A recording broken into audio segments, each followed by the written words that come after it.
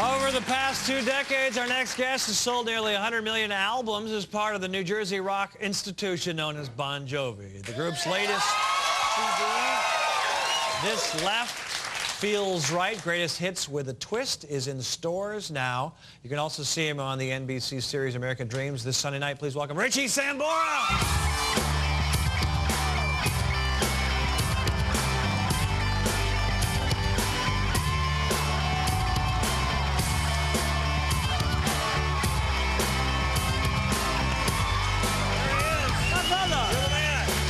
Turkey Day. Thank you.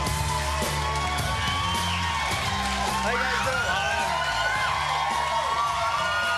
First of all, hey, good to see you, my friend. Great to see you. Thanks for getting out of I know you wanted to get out of the house on Thanksgiving. You wanted to get away I left my bird on the table. Yeah. Thanks for dressing up. You look great. You know, hey, look, I put on my best jeans. Yeah, right. You're such a nice guy. Do people tell you that all the time? You're one of the nicest rockers around. Thank you. Yeah. Thank you. What do you want to Well, talk you know what don't I have to be nice about? You know, I've got a great career and a wonderful wife and a great family. We're gonna get to the wife in a second. You want to talk about American Dreams or the new CD first? What do you want to talk about first? Anything you'd want. Okay, anything, this is you. Like. American Dreams is on NBC. And you know, I haven't even seen these pictures. Oh, really? I'm gonna surprise. So tell them the premise. The girl is on Bandstand in the 60s. I had to do my best, Jolin, and you know how to be an Englishman. American Dreams is a great show, and they asked. It's about the innocence of the 60s. And they asked me if I would represent a Yardbird. The group from the 60s, the Yardbirds. Yes, exactly. And you said absolutely. Absolutely. I thought, you know, the show's great, and, you know, I got a chance to, they're obviously, you know, formed my musical. Right. Yeah. So here's you in 60s garb. There you are. Looks pretty good. What do you think? Yeah? But here's the one I like. It looks like you're I'm definitely looking like John Lennon. Right. But look at your face here. It looks British. Looks like you're doing something British there. Oh, I'm listening. Walk around. It's me best John Lennon, folks. Yeah. Yes.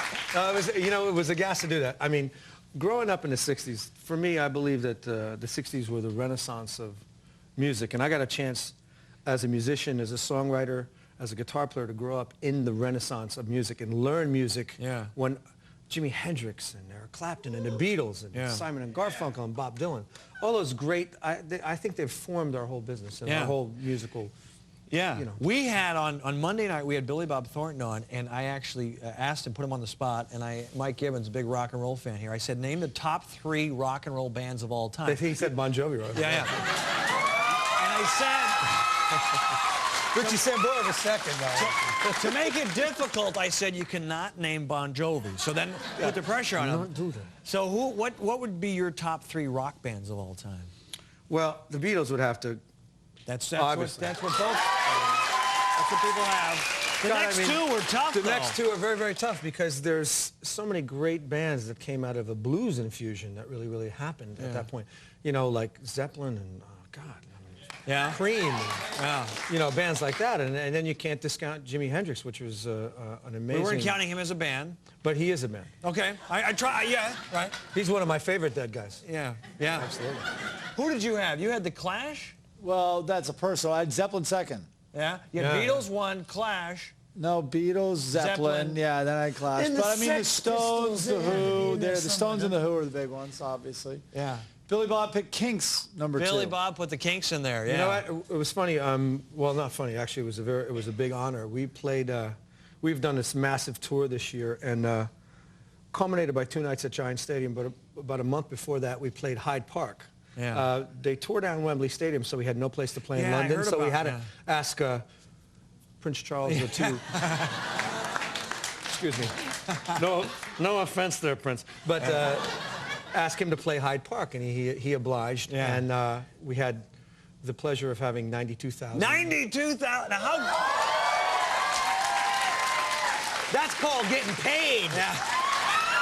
GP, my brother. No. By the way, I remember when I was like a kid, when what's my man's name from Frampton? Peter Frampton was huge in '77. Yeah. I read this quote that he had in Rolling Stone, and he said, when you performed in front of, you know, big stadium like 92,000 fans, sex is not that exciting anymore. It's that, I mean, you want to comment on that? You know what? Sex is still very exciting.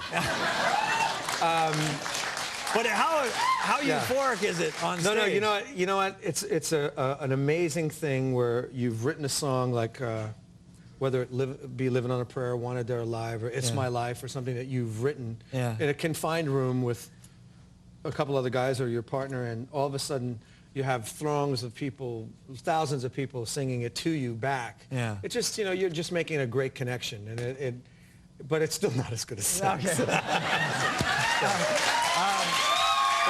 Especially with Heather Locker, it's not as good as cigarette. How's Heather? Heather's doing fantastic. She's lovely. She's a beautiful girl. She has great legs, doesn't she? Absolutely. Yeah. Just so Lickalicious legs. Yeah. I don't know what that means. No. Yes, I do. Now it says with a twist. Is this greatest? Isn't this the greatest hits or no? Yes, it's. You know what? We've done first of all, we put our greatest hits in '96, right? And it did very well. It's about 20 million records right now. Yeah. We decided to, after our tour, because we were bored, we took a week off and went back in the studio for I don't know what reason. But we took all our greatest hits and kind of turned them upside down. And I actually like the new versions of these songs that are like all our number ones and number twos all over the world. And they're contemporary new versions. And harmonica. You guys used a harmonica on all of them. Yeah, the Harmonica Cats, actually. Remember those guys that played on that song? No, aren't these acoustic or no? Which one? Yes, it's mostly acoustic, yeah. Which is something that we've been known for, because I think... Bad Medicine, acoustic? How do you do that? Very nastily. Yeah? It has a very New Orleans groove to it with a lot of slide, and it's very, very nasty. Yeah, it's great. It's, cool. You know, it's cool stuff. You guys look good. We're running out of time, but I just want to say good luck to your Lakers. I know they lost last year. You're always in the front row with Heather. Always, yeah. I love the Lakers. Yeah, how about my football team? Who's your football team? I just bought a football team. Oh, I didn't know. You bought a football team? Yeah, the Philadelphia Soul. It's an arena football team, yeah. You just bought come see us. We're going to be playing against LA Avengers, my buddy Casey Westman. And, You're a big sports guy. Big sports guy. Are you Love sports. Lakers going to win this year? Yes, they are. If they don't, it's going to be a shame. I mean, they got so much talent. Too much talent. I mean, come on, Malone and... Watch out for the Spurs. Watch out for Tim Duncan. He's amazing. Yeah. Those guys are great. Yeah, you guys have good seats. Nice to see you again. Good to see you. Happy Thanksgiving. Happy Thanksgiving. Richie Sambora, we'll be right back.